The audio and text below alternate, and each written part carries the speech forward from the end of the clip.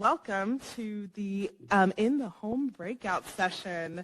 So in this session, you will learn how to make changes in the home that can contribute positively to the environment. At the end of the session, you'll be able to ask questions to our panel of experts and take away tangible methods that will make your home or your business energy conscious. Before we get started, I'd like to thank our sponsors for the event, the Carbon Almanac, Oncor, Train, U.S. Ecologic, and Wear 'em Out Teas. I'd like to welcome your panelists for today. We have Randy Boyes.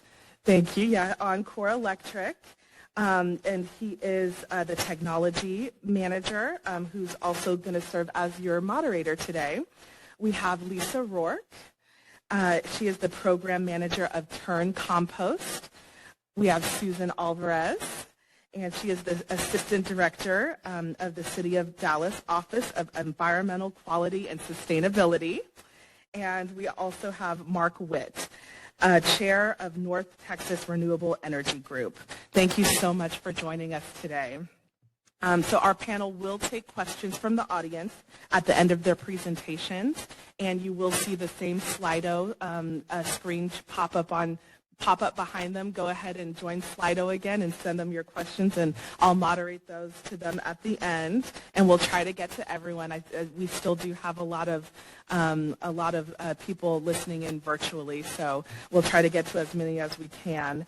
Well, I won't take up any more of your time. Randy, please take it away. Thank you very much. Lisa, your first job is if I'm still talking in 3 minutes, kick me.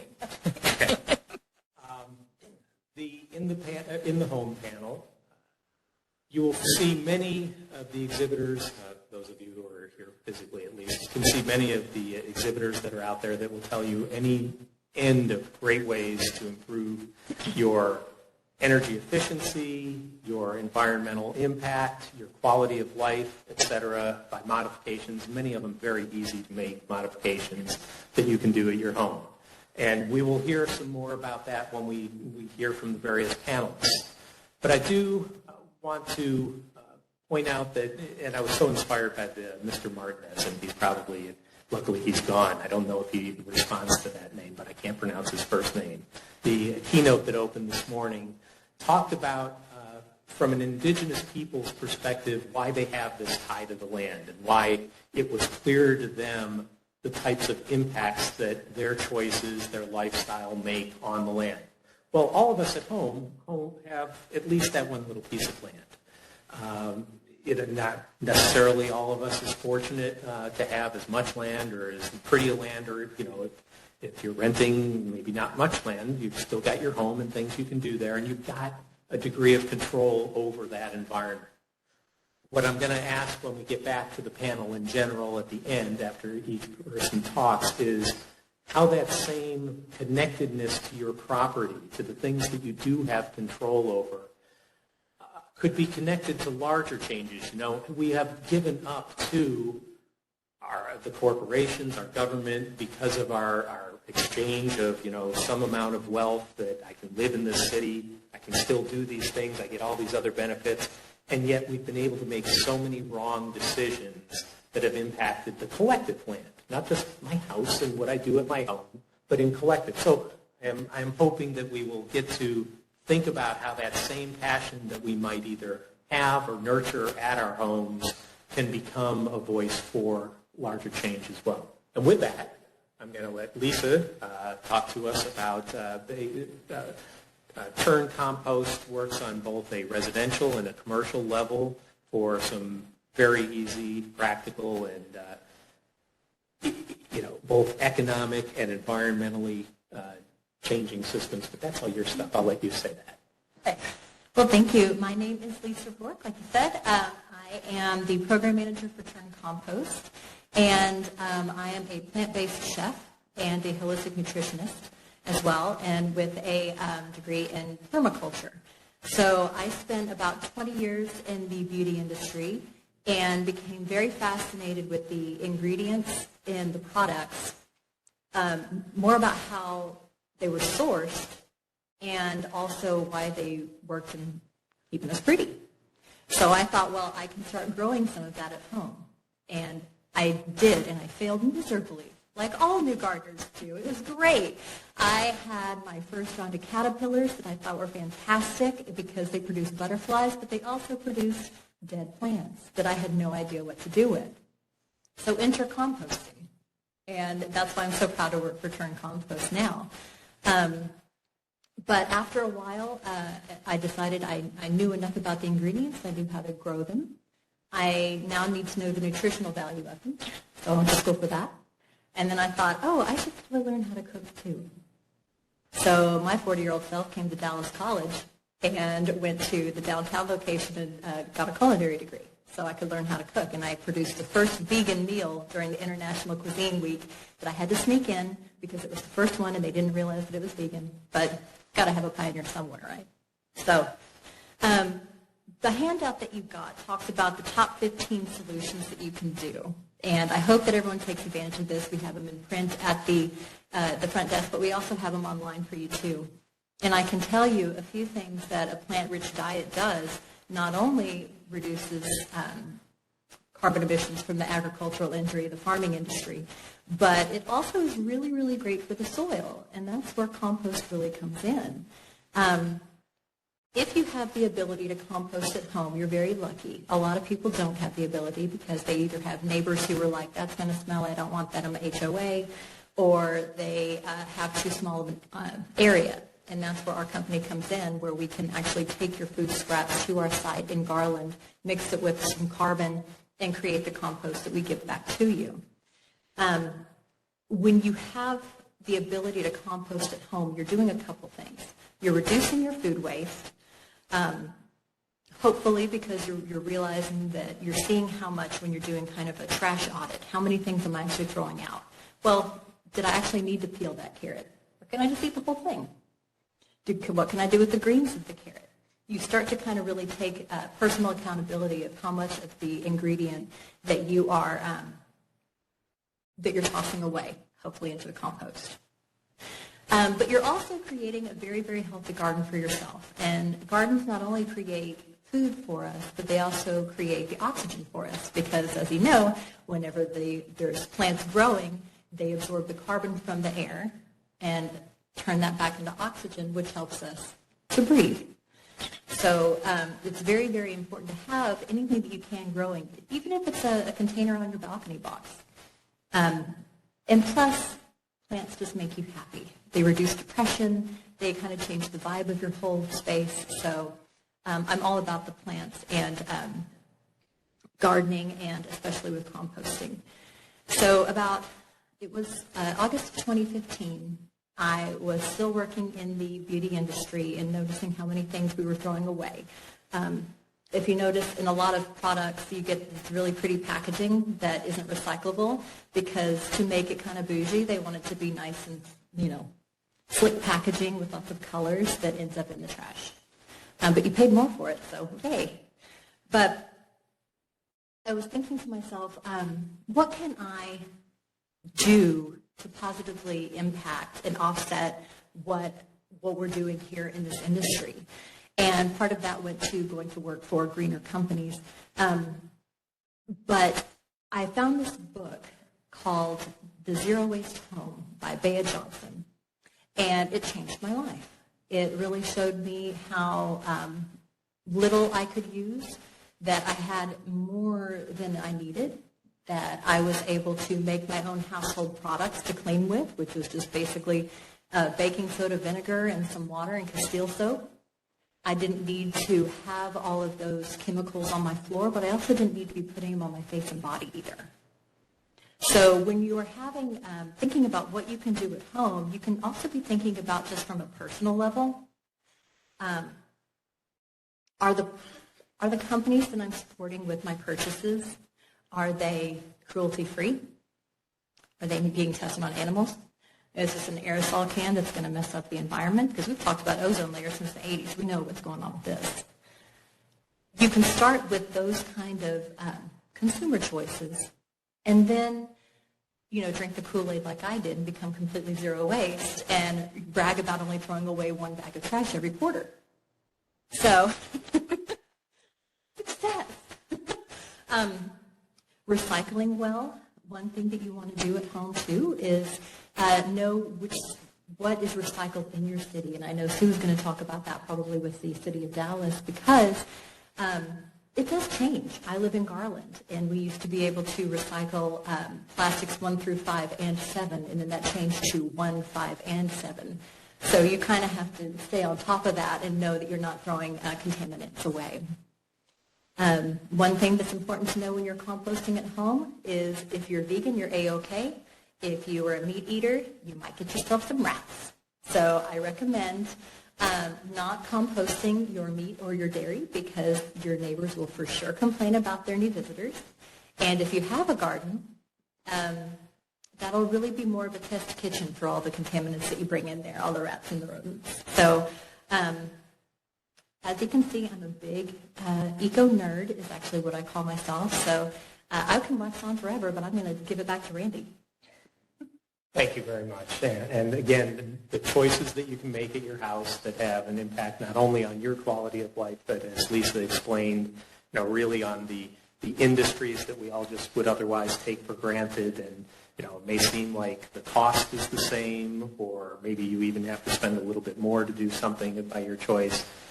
We really want to have enough people thinking collectively about making those right decisions, watching the industries change, watching the governmental regulation change in respect. We just all have to have her passion. Next, Susan from the City of Dallas. So I'm not exactly sure where to start, except that many people don't know, but the city does have a climate plan. I was taken by Mr. Martinez's talk this morning about the power of your voice and how critical it is that you use it. The city of Dallas would not have a climate plan if our residents hadn't shown up at the budget town halls, which are normally about more police and code officers and maybe more hours at the library. But they showed up and said, what are you guys doing about climate? Climate's real. And this was following a period when we had a significant drought, followed by getting the year's rainfall the following month, and about 6 months of flooding after that. So you may think that it doesn't matter, but your public bodies really do listen, and it is important to stay with it. And so I will start there. I am a drainage person. I'm a drainage nerd. And when we first got the council direction that the people had spoken, we're doing a climate plan, they moved me from the drainage department over into the environmental department, because our biggest risk is from crazy storms like we're looking at this afternoon, and flooding like we're looking at probably this afternoon. And so we started researching what other cities were doing.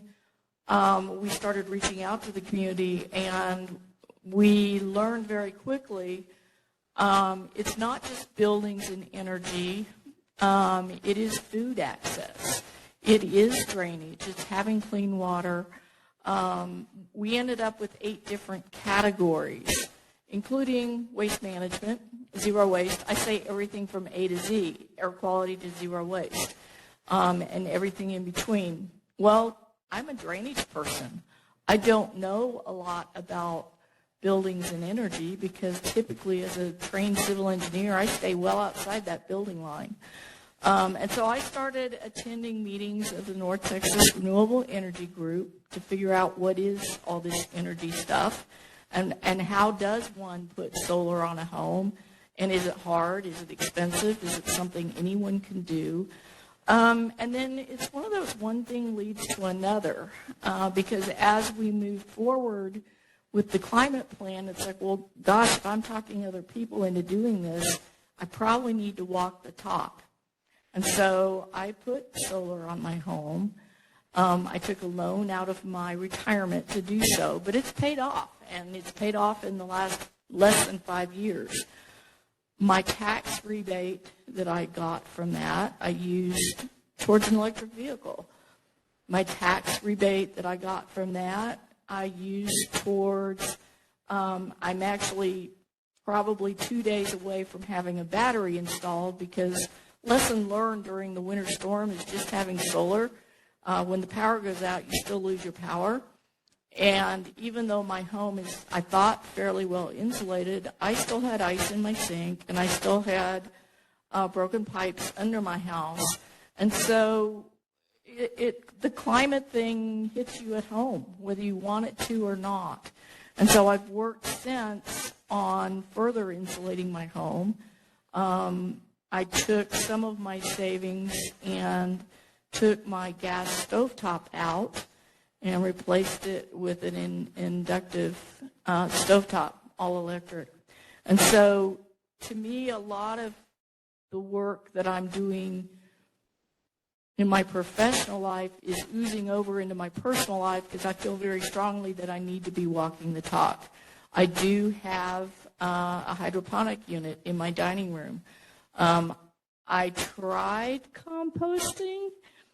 Even though I didn't put meat in it, I live in an older part of Dallas, and I did have some little four-legged, long-tailed friends that decided to make my home their home. And so I now have a small kitchen top composter that I use in lieu of my compost pile in my backyard.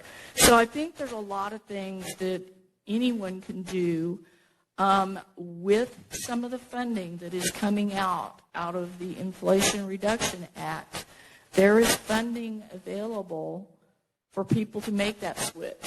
The other thing that I know now is that not everybody's got money sitting around where they can access it to put solar on their home.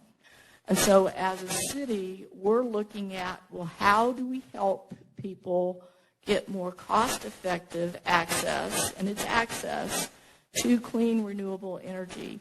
And how can we expand implementation of more solar in North Texas so that we're not held up by what's going on with the grid? In other words, can we increase local power generation? Sorry, Randy.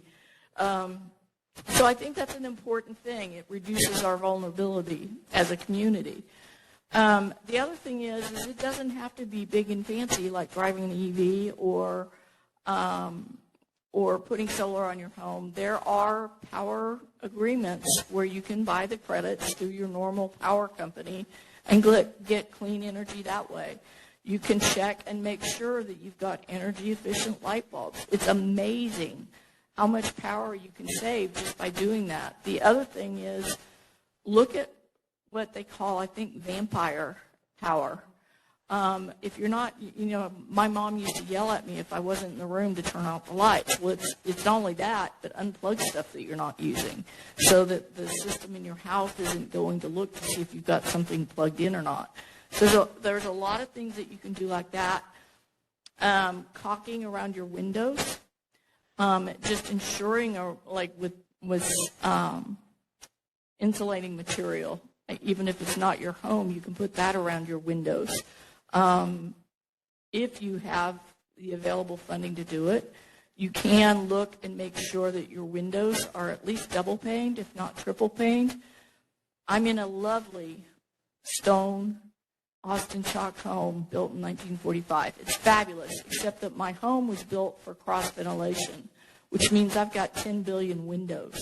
Updating my windows isn't going to happen, but I've got thermal curtains on every single one of them so that when it's really hot or it's really cold, I can close them and keep some of that extra cold from coming in or extra heat from coming in. So there's a lot of things that you can do in your own home, in your own life, that can make your life more comfortable and can help the community as a whole. And with that, I will shut up and let Mark talk. Thank you, Susan. I first want to thank Georgianne Moss and her team and the entire Dallas College administration for hosting this event. I think this is a marvelous opportunity for everyone to get together and exchange ideas and get to know each other and try and push this whole concept forward. As they mentioned, I'm currently board chair of North Texas Renewable Energy Group, the non-eponymously named subchapter of the American Solar Energy Society. So obviously, we're very big advocates of solar energy for everyone, including solar energy on your home. With that being said, we'll be the first ones to tell you before you put solar on your home, reduce your energy consumption. And that's an important attribute because for a couple $100, $300, to segue off what Susan was saying, you can switch out all your light bulbs to LED light bulbs. You can caulk around your doors, your windows, all the openings in your house. You can get insulation and insulate around doors and places where there's cracks. All that reduces your energy consumption. And not only that, your home will be more comfortable too because you won't have drafts coming in cold air or hot air different times of the year. But if you do all that, then that reduces the size of the system you would ultimately need to buy to put on your roof. And we're talking about people, obviously, that own their own homes. If you're renting a house or you're renting an apartment, you don't have the capability or the possibility of putting solar on your roof, but you can still do the other things we've been talking about to reduce your energy consumption. And those are important things. And to Susan's point, we did actually switch out the windows in our house a few years back, and we put in double pane windows with gas in between, and it dramatically improved the comfort of the house. The energy consumption went down. And the other thing that I want to make a mention about is it made the home quieter because those windows are so well insulated it blocks the sound. And you can literally stand next to those windows in the afternoon with the sun out and the sun's beating on the windows, and you don't feel the sun coming through those windows like you might in those old type of windows that are single pane. So, again, those are things that you can do. You can start small. Just switch out your your old incandescent light bulbs for LED bulbs. And that's one of the things on this list. I love this list. Obviously, this list of 15 things that all of us can do is much more expansive than we typically think about at NTREG. But things like switching out LED light bulbs, again, I did that probably, 15 years ago when they first came out.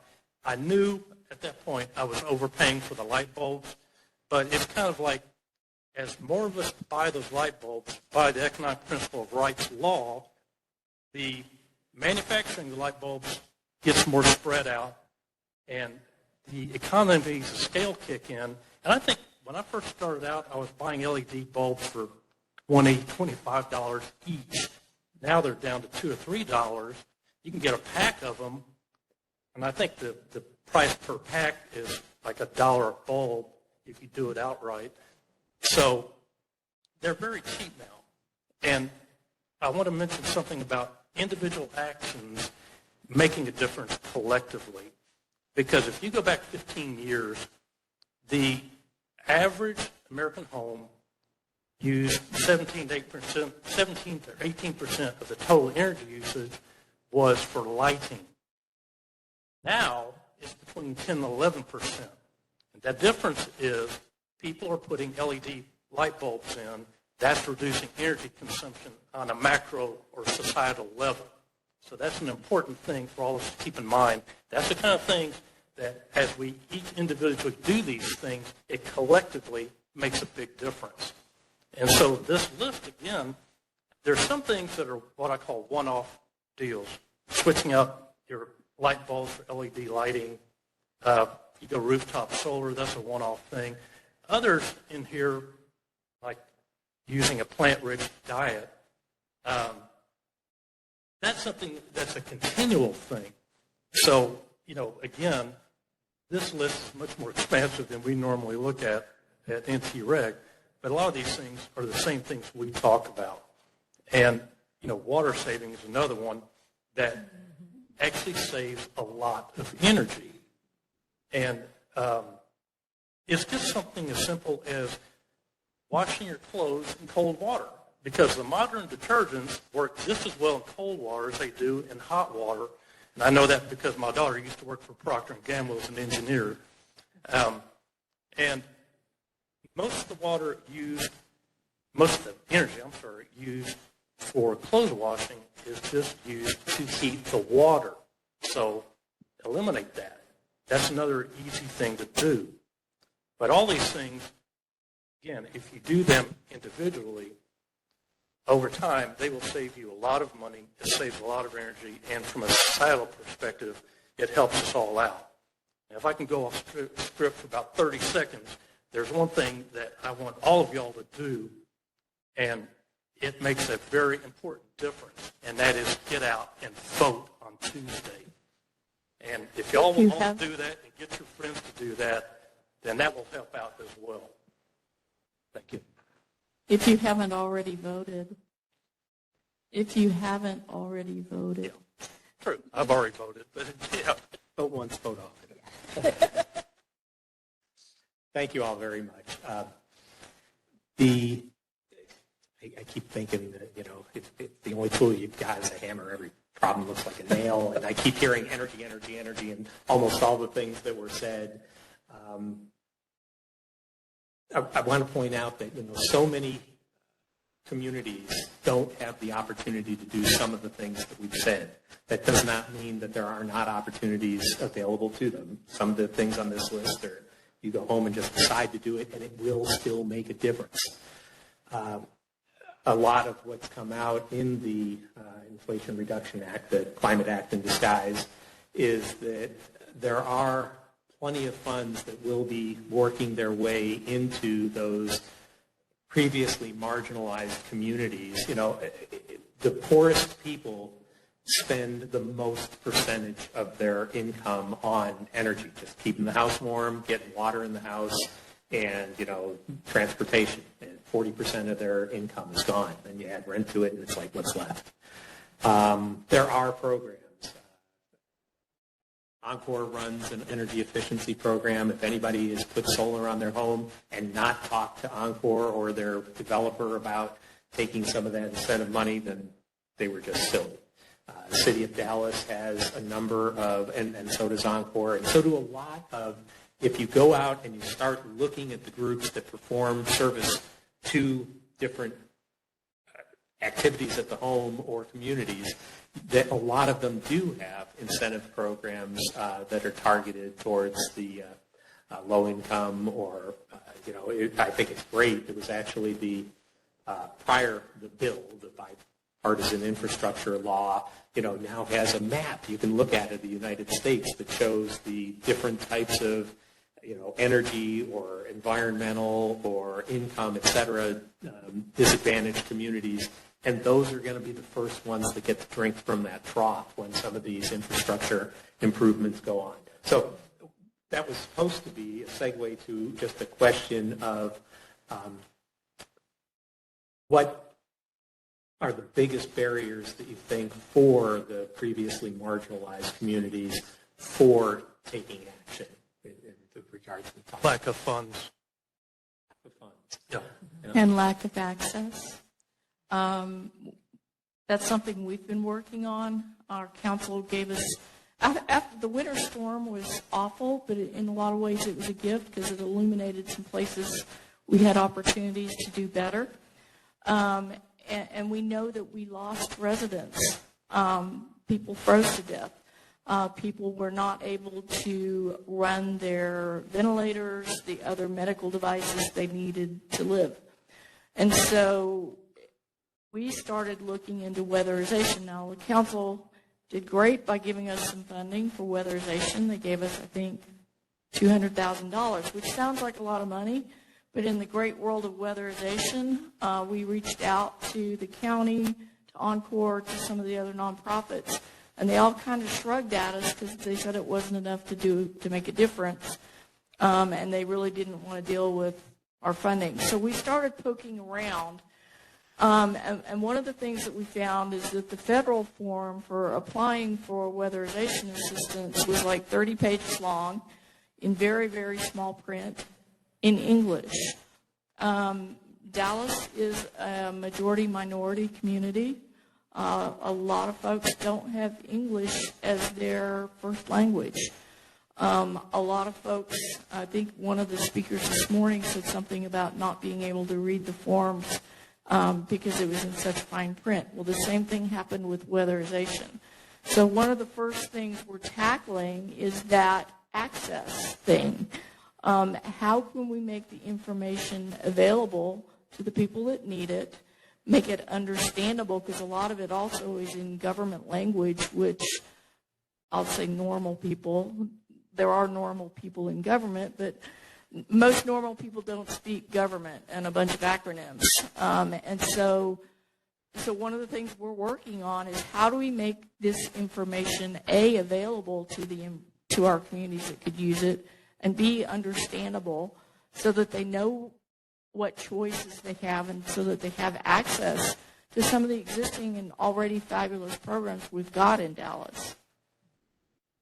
And I would have to say, too, access, even from a just in your own house perspective, processed food is cheaper than produce, and it's wasteful. You know, you're going to be throwing away plastic and everything, and you're going to have artificial colors, and you're going to have all sorts of things that your digestive system was never intended to process. You're also going to have cheaper chemicals to clean your house with. And a lot of people think, well, you know, like I said earlier, I use baking soda and vinegar, but I know the ratio of the baking soda and vinegar, and I take the time to make it. Some people don't care, or they really, truly don't have the time to sit there and make their own household chemicals in bottles and then go around and spray like I do, because I'm just a weirdo about it. So, but, you know, there was an article that came out a couple months ago from Civil Eats, and it was about how the dollar stores keep popping up in food deserts as solutions to the food desert itself, and it's not, because it's just processed food and chemicals that are worse than the brand name chemicals that you see at the grocery stores. That we're saying, oh, here you go, here's access to it, and it's truly not only a lack of access, but a false access. We say that there's access, but there's really not. And I see we're going to start looking at some of the questions coming in from folks.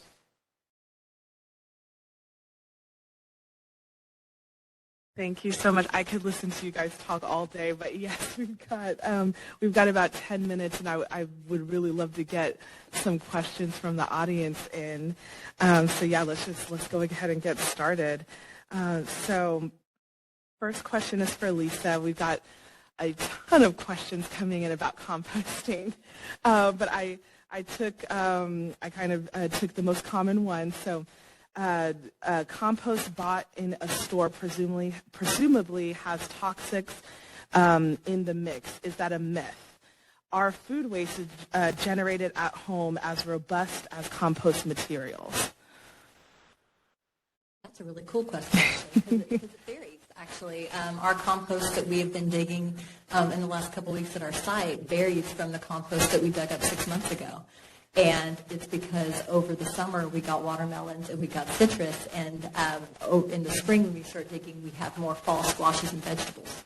So it does depend on what your diet consists of. You're right to assume that anything at the store that is labeled compost with a certain brand name on there that everybody knows, that might have chemicals in it.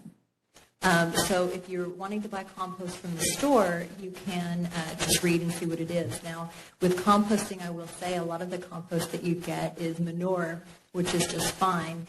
There's a reason that you can't compost your pet's manure, and that's because our pets are carnivores. And if you think about it, cows and horses are all herbivores, and so we're able to take their compost and plant it, but we wouldn't be able to use our pets and plant it and produce anything edible. So yeah, it depends on your diet, and it also depends on the brand name that you go with at the store. Thank you. All right, next question, and this one could be for anybody, but so much of the sustainable home modifications are not accessible to middle or low-income people. Can you list some low or no-cost ways to make a difference in the home? dive in. So one of the other challenges we're working on this year is twofold. One is a program of community solar where we get development scale solar with a portion set aside for our lower income homes that maybe they're home stock or they're living in multifamily where they can't put solar on their own home. It would still give access to cheaper, cleaner power. So that is one thing. We're supposed to get the proposals in today. I guess they're extending it a week. So that's one thing that we're looking at. There are also programs for bundling solar for lower and moderate income households so that you get a cheaper per kilowatt price and you get to take advantage of volume discounts. And so those are some programs that we're looking at right now to try to offer, again, so that everyone has access, whether they're in their own home, they're in a multifamily facility, if they're rental. We actually have, I think it's something like 58% of our residents in Dallas are renting property.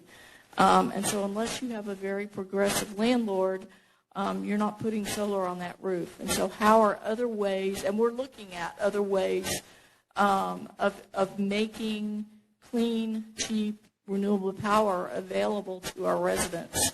One of the things that we did in our climate plan that I think is critically important is that we recognize, and I think Randy said this initially, climate impacts don't impact everyone equally.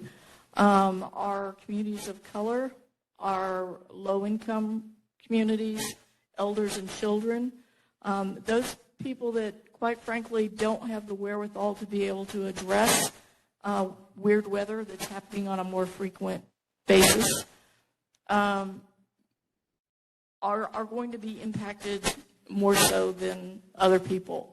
And so one of the jobs that we have as a city is to be able to address that disparity so that when, not if, but when we get weird weather on an increasingly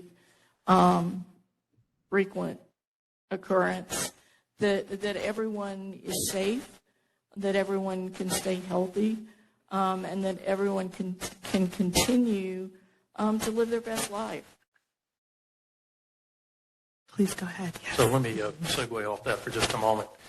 One thing we all need to understand here is that as we reduce our energy consumption, we make the grid more resilient, and that helps all of us.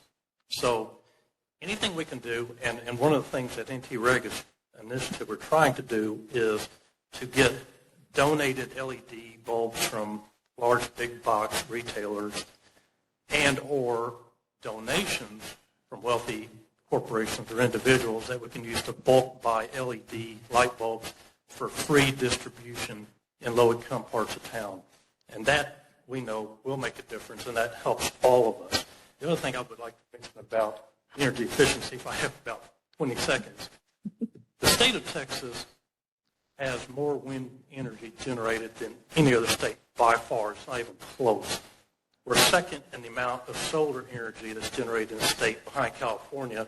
And at the growth rate we're going at, we're going to pass California in a couple of years. Notwithstanding that, Texas uses more natural gas to generate electricity and more coal to generate electricity than any other state. If Texas was as energy efficient as New York or Massachusetts, you could immediately shut down every coal plant in the state. But we won't do that. We can't do that because of issues with the government. Thank you. And actually, thank you, Mark. That was the next question. It was for you about renewable energy in Texas, and feel free to expand if you want to.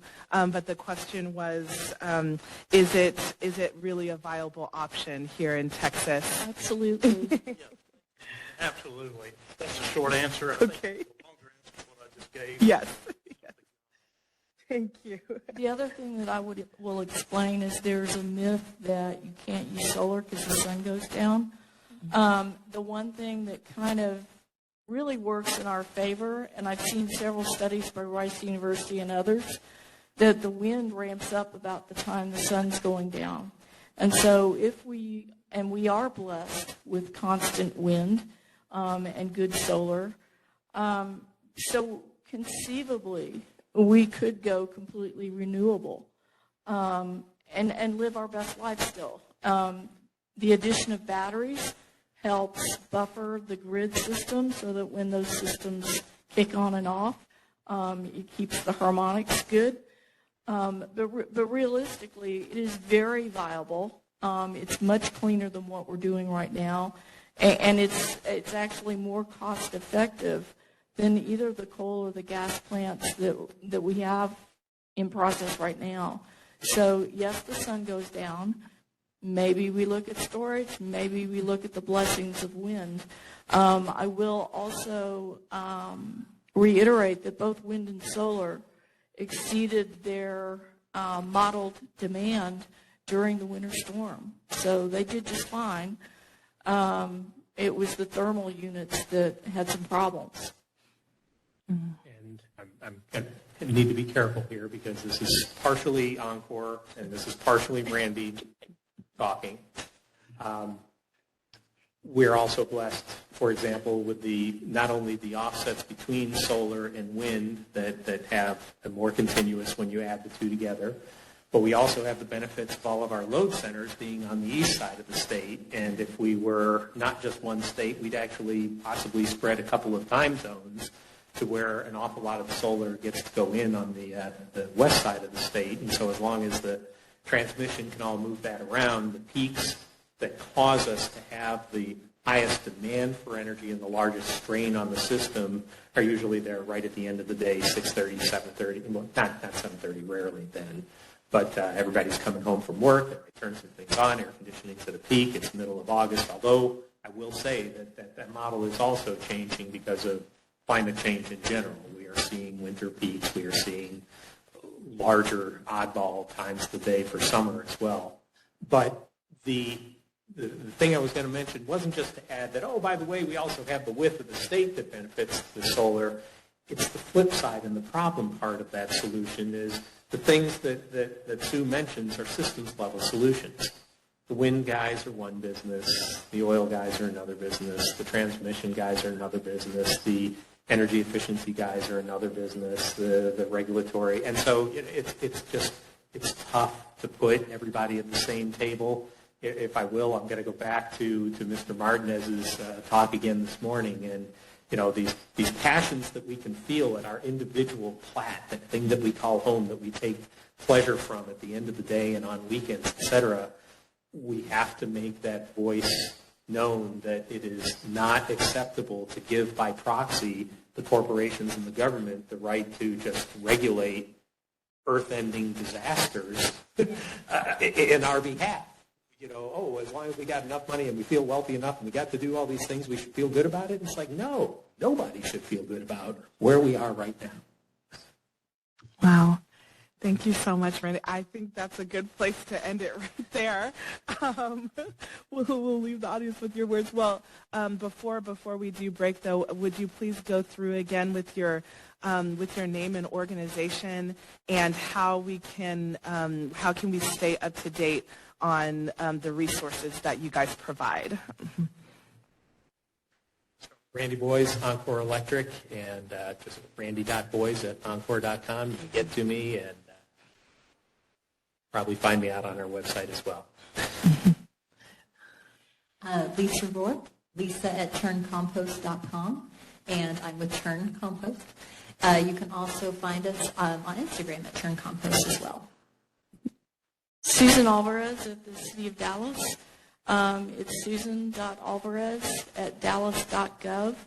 All of the stuff on our climate plan is on dallasclimateaction.com, and we have similar social media tags.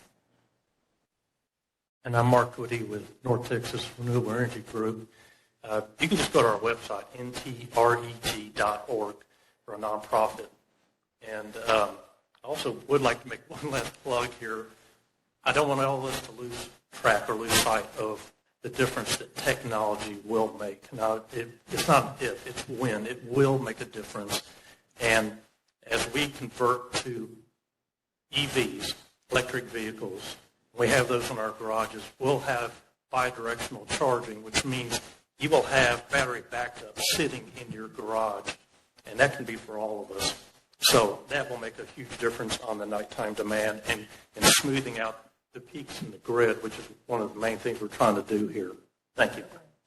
Thank you. Why don't we give a big round of applause for our panel? Thank you so much.